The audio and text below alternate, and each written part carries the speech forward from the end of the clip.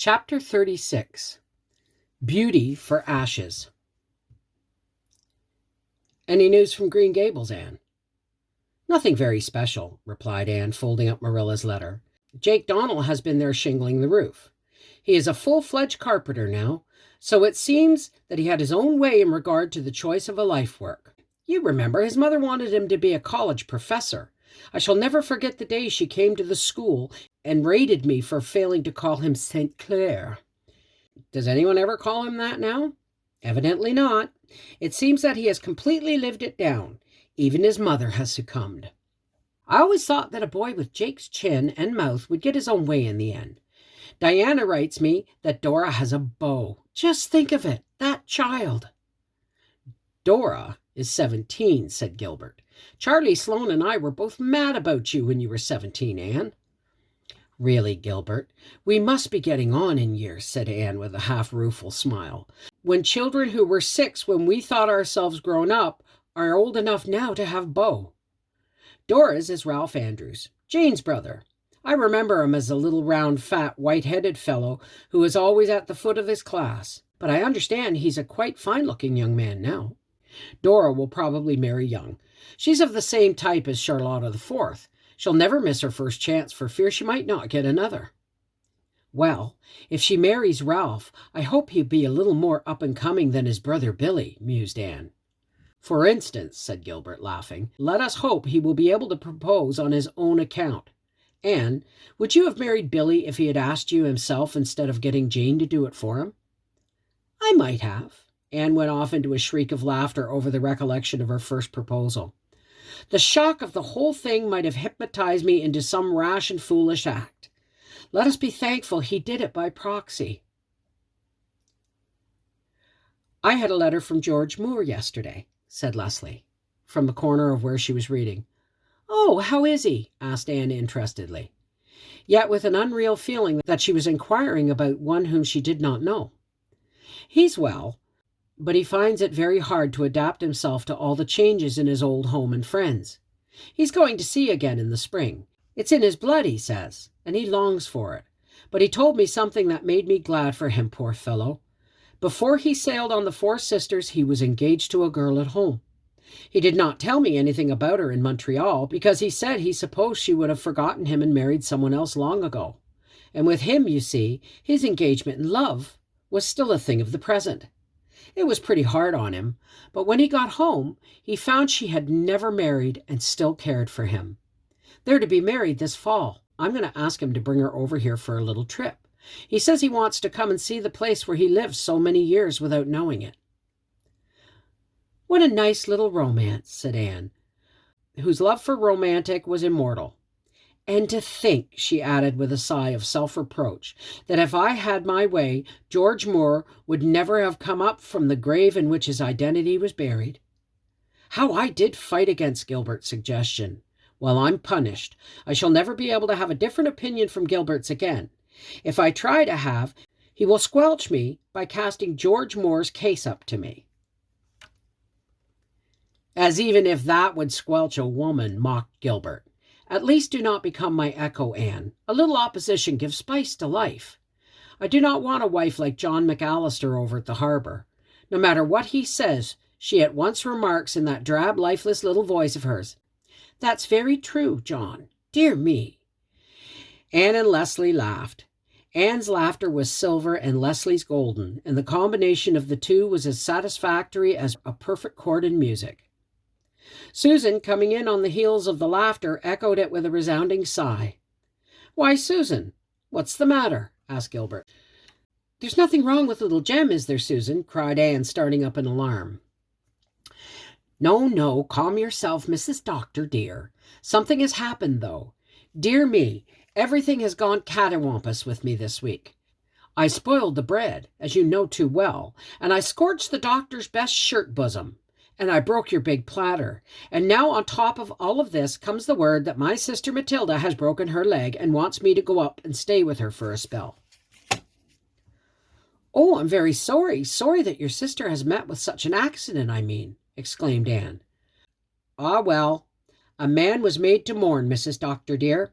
That sounds as if it ought to be in the Bible. But they tell me a person named Burns wrote it, and there is no doubt that we are born to trouble as the sparks fly upward.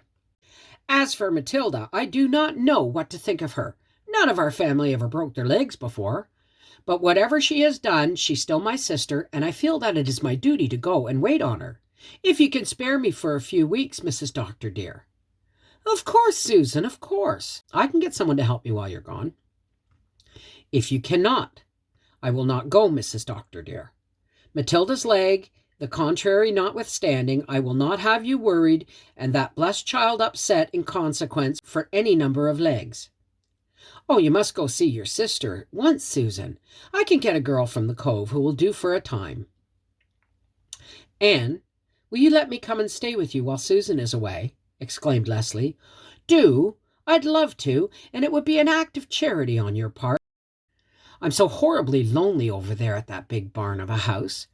There's so little to do, and at night I'm worse than lonely. I'm frightened and nervous in spite of locked doors. There was a tramp around 2 days ago." Anne joyfully agreed, and next day Leslie was installed as an inmate of the little house of dreams. Miss Cornelia warmly approved of the arrangement. "It seems providential," she told Anne in confidence. "I'm sorry for Matilda Clow, but since she had to break her leg, it couldn't have happened at a better time. Leslie will be here while Owen Ford is in Four Winds, and those old cats up at the Glen won't get the chance to meow as they would if she were living over there alone and Owen going to see her. They're doing enough of that as it is because she doesn't put on mourning. I said to one of them, 'If you mean she should put on mourning for George Moore, it seems to me more like his resurrection than a funeral. And if it's Dick's you mean, I confess I can't see the propriety of going into weeds for a man who died 13 years ago, and good riddance then.' And when old Louisa Baldwin remarked to me that she thought it very strange that Leslie should never have suspected it wasn't her own husband, I said, 'You never suspected it wasn't Dick Moore, and you were next door neighbor to him all his life, and by nature you're 10 times as suspicious as Leslie.' But you can't stop some people's tongues, Anne, dearie, and I'm real thankful Leslie will be under your roof while Owen is courting her." Owen Ford came to the little house one August evening when Leslie and Anne were absorbed in worshipping the baby. He paused at the open door of the living room, unseen by the two within, gazing with greedy eyes at the beautiful picture. Leslie on the floor with the baby in her lap, making ecstatic dabs at his fat little hands as he fluttered them in the air. "Oh, you dear, beautiful, beloved baby," she mumbled, catching one wee hand and covering it with kisses. "Isn't him the darlingest itty thing?" crooned Anne, hanging over the arm of her chair adoringly. "Them itty wee pads are the very tweetest handies in the whole big world. Isn't they, du darling itty bitty man?" Anne, in the months before Little Jem's coming, had pored diligently over several wise volumes and pinned her faith to one in especial, Sir Oracle on the Care and Training of Children. Sir Oracle implored parents by all that they held sacred never to talk baby talk to their children. Infants should invariably be addressed in the classical language from the moment of their birth. So should they learn to speak English undefiled from their earliest utterance. "How," demanded Sir Oracle, "can a mother reasonably expect her child to learn correct speech when she continually accustoms its impressionable gray matter to such absurd expressions and distortions of our noble tongue as thoughtless mothers inflict every day on the helpless creatures committed to their care? Can a child who is constantly called tweet itty wee singy ever attain any proper conception of his own being, possibilities, and destiny?" Anne was vastly impressed with this, and informed Gilbert that she meant to make it an inflexible rule never under any circumstances to talk baby talk to her children. Gilbert agreed with her, and they made a solemn compact on the subject, a compact which Anne shamelessly violated the very first moment little Jem was laid in her arms. "Oh, the darling witty thing!" she exclaimed, and she had continued to violate it ever since. When Gilbert teased her, she laughed Sir Oracle to scorn. "He never had any children of his own, Gilbert. I'm positive he hadn't, or he would never have written such rubbish. You just can't help talking baby talk to a baby. It comes natural, and it's right." It would be inhuman to talk to those tiny, soft, velvety little creatures as if we do great big boys and girls. Babies want love and cuddling and all the sweet baby talk they can get. And little Jem is going to have it, bless his dear itty heartums. But you're the worst I ever heard, Anne, protested Gilbert, who, not being a mother but only a father, was not wholly convinced yet that Sir Oracle was wrong. I never heard anything like the way you talked to that child. Very likely you never did. Go away, go away. Didn't I bring up 3 pairs of Hammond twins before I was 11? You and Sir Oracle are nothing but cold-hearted theorists, Gilbert. Just look at him. He's smiling at me, and he knows what we're talking about. And oo dost agrees with every word Mother says, don't you, angel lover? Gilbert put his arm around them. Oh, you mothers, he said. You mothers. God knew what he was about when he made you. So little Jem was talked to and loved and cuddled, and he throve as became the child of a house of dreams. Leslie was quite as foolish over him as Anne was. When their work was done and Gilbert was out of the way, they gave themselves over to shameless orgies of love-making and ecstasies of adoration, such as that which Owen Ford had surprised them. Leslie was the first to become aware of him. Even in the twilight, Anne could see the sudden whiteness that swept over her beautiful face, blotting out the crimson of lip and cheeks. Owen came forward eagerly, blind for a moment to Anne. "Leslie," he said, holding out his hand. It was the first time he had ever called her by her name, but the hand Leslie gave him was cold, and she was very quiet all evening, while Anne and Gilbert and Owen laughed and talked together. Before his call ended, she excused herself and went upstairs. Owen's gay spirits flagged, and he went away soon after with a downcast air. Gilbert looked at Anne. "Anne, what are you up to?" "There's something going on that I don't understand. The whole air here tonight has been charged with electricity. Leslie sits like the muse of tragedy. Owen Ford jokes and laughs on the surface and watches Leslie with eyes of his soul. You seem all the time to be bursting with some suppressed excitement. Own up.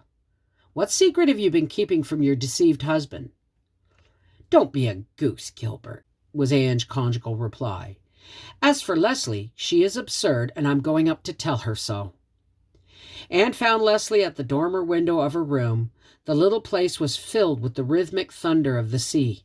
Leslie sat with locked hands in the misty moonshine, a beautiful, accusing presence.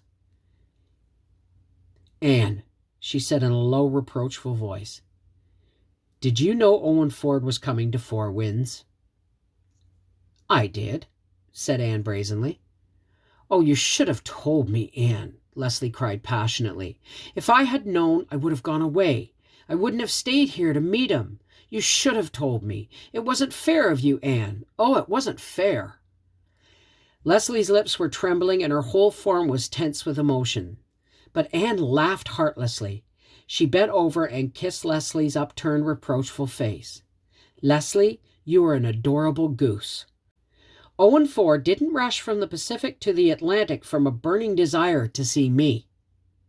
Neither do I believe that he was inspired by any wild and frenzied passion for Miss Cornelia.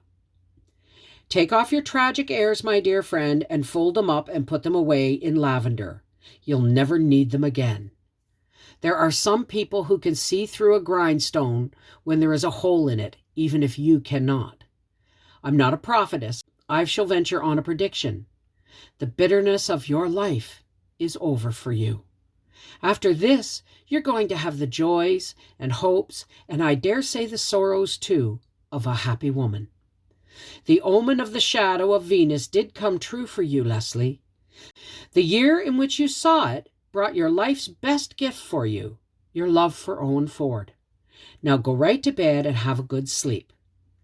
Leslie obeyed orders insofar as she went to bed, but it may be questioned whether she slept much. I do not think she dared to dream wakingly. Life had been so hard for this poor Leslie. The path on which she had had to walk had been so straight that she could not whisper to her own heart the hopes that might wait on the future. But she watched the great revolving light bestarring the short hours of the summer night, and her eyes grew soft and bright and young once more. Nor, When Owen Ford came the next day to ask her to go with him to the shore, did she say him nay?